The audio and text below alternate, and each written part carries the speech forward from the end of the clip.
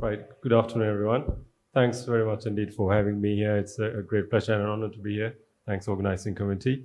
So I'm at a perfect time to talk about this. I think expanding the indications for DCB for complex PCI after Bernardo's case. So I have no conflicts of interest other than my preference to not put permanent metal in coronaries as long as it's feasible.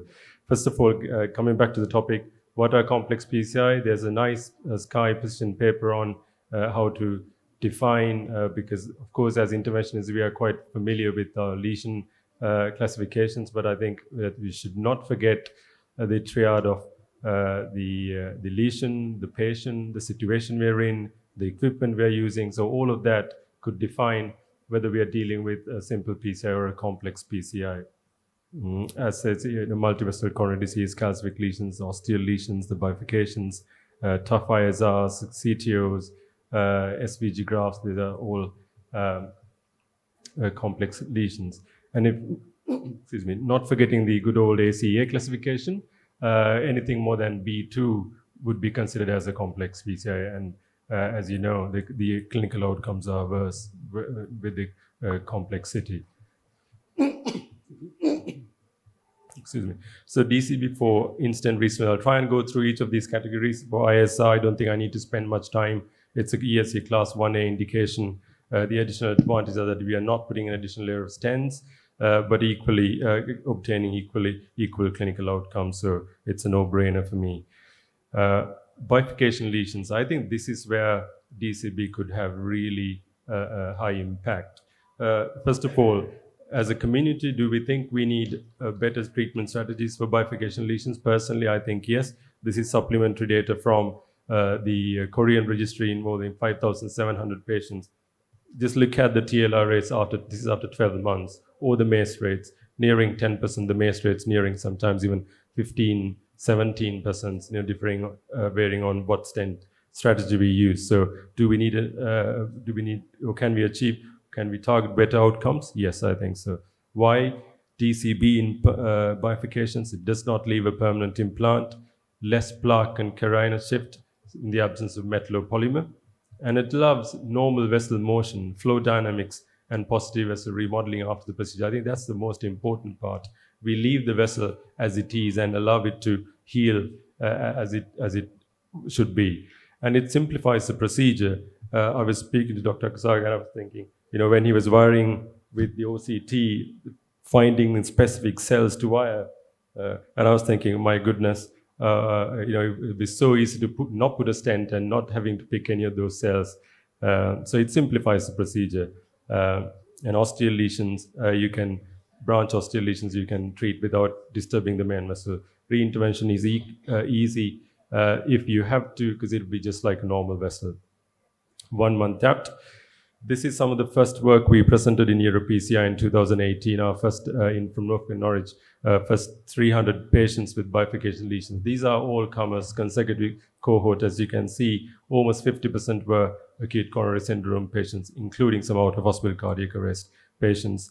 LAD-D1 bifurcation being the commonest. And we, of course, use radial access. Mean DCB diameter 3 millimeters, so this is not a small vessel cohort. And look at the imaging and the cutting of score in balloon usage. This is in National Health Service where we had ready access to IVUS, OCT, all of that. There was no financial constraints.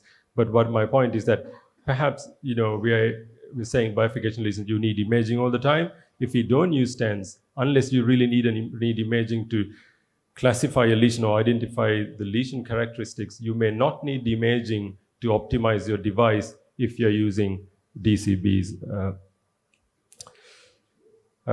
So out of these 300 patients, we managed to treat just with DCBs 94.8% patients. Only about 5% patients needed additional stents, and acute vessel closure about 0.6. And we there, of course, used 100% paclitaxel coated balloons.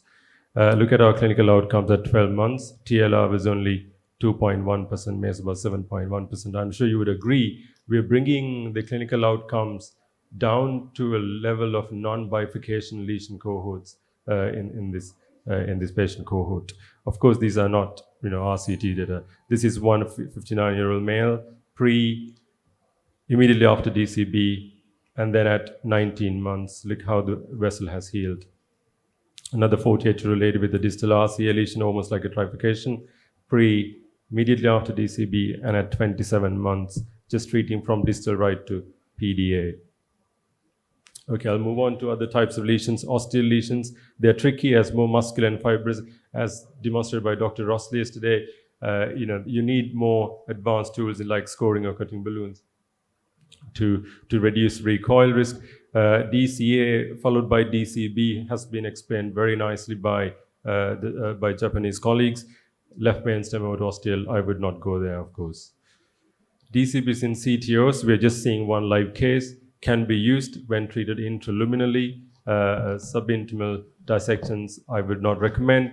The added advantages are that, of course, as you know, with CTOs, the distal vessel is often negatively remodeled, and they're actually larger than what we think, even using imaging. So DCB will allow the vessel to come back to its original size and shape with normal ways of motion. And most importantly, it will allow to avoid full metal jackets, because we are dealing in this part of the world, as you can see, very young patients. I think putting full metal jacket should be something in the past. This is one of our first cohorts, first 40-odd patients that we presented Euro PCI with CTOs, and about 30% had follow-up angiogram. Clinical outcomes were not bad. TLR was about 6.8, and importantly, none of them who had follow-up angiograms did not have single complete occlusion. This is interluminal deployment of DCB only, not subintimal, not for subintimal dissections. This is an LAD CTO immediately after the DCB and at 2-year follow-up angiography. So you don't really need a stent to keep a vessel open, do we? Calcific lesions, there's data emerging, similar principle to other de novo lesions. If you can get a good optimal balloon angioplasty result, you can use your scoring, cutting, IVL, rotubation, all of that. What's needed is to get a good optimal balloon angioplasty result, and then you can use your DCB. Late luminal gain would be less with DCB in calcific lesions. It makes sense because the vessel is hard. It does not have the flexibility to have that positive vessel remodeling. But there are studies coming from Japan, and we've also used in Norwich with this is a small study comparing calcific versus non-calcific using DCBs, similar clinical outcome, but less late luminal gain. So, as I said here, if I personally, if there's a lesion where you think, okay, you've done your best, but still, if you're going to stent this, that it might leave a non-perfect perfect stent. In a lesion like that, I think it'll be better not to leave anything behind rather than leaving a not ideal stent, suboptimal stent. Sorry. So this is an LAD, proximal LAD lesion, heavily calcific, rotablation, DCB, and this is how it looked at 3 years. So this is anecdotal, of course, in one case, but there are case series and series coming to say that DCBs can be used safely even in calcific lesions. Left main stem, yes, of course, can be used. The similar principle, low threshold to use cutting or scoring balloon. Patients may not tolerate full 30-60 second inflations. As soon as the pressure starts dipping, we got to come out. We don't want to end up in, see the patient crashing. This is our first 20 odd patients that we presented in ACI London, and then we published in much bigger cohort, the propensity maths cohort, with comparing DCB to DES, no difference in clinical outcomes. Follow-up of 3 years, that was. This was a 68-year-old coming with an acute MI, distal left main and proximal LAD lesion. This is how it looked immediately after, and then we brought him back at 4 months. That's how nicely the vessel has remodeled. DCB as primary PCI, again feasible, low threshold for thrombus aspiration before DCB deployment, because the drug transfer will be less if there's a lot of thrombus in the vessel. Principles of lesion preparation would be the same. We presented our first 250 odd patients in ACI back in 2017, again with good clinical outcomes, target lesion revasc about 3% in this cohort at nearly 9 months follow-up. And then again, we published it in a much larger cohort, as a larger cohort in JAC intervention last year, 452 DCB with 687 drug-eluting stent patients, propensity matched, primary PCI, no difference in any of the clinical parameters at follow-up. So yes, it has been used, it is feasible. DCB for diabetics, there's emerging data that clinical outcomes could be better. Of course, more studies are needed. And we have used, as you saw in the data as well, in post-cardiac arrest patients. Actually, when we started in Norwich, some of the operators who were not quite keen on putting DCBs started putting DCBs in post-cardiac arrest patients, purely because, as you know, they are intubated, they're ventilated. Your questions about absorption of dual antiplatelets. So people started using DCBs in those patients rather than putting stents. Venous grafts, of course, we have used as well.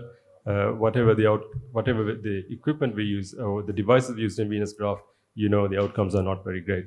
In summary, so DCBs can be used safely in most complex scenarios except left mainstem aorta ostial. Basic principles such as optimal balloon angioplasty, less than 30% recoil, less than type C coronary dissection, most importantly, TIMI-3 flow. If you meet those criteria, DCB could be used in most of our clinical scenarios. Of course, we need more RCTs and real-life studies. Fantastic presentation, Upal. So at what point of time do you feel that after DCB you should stent? Because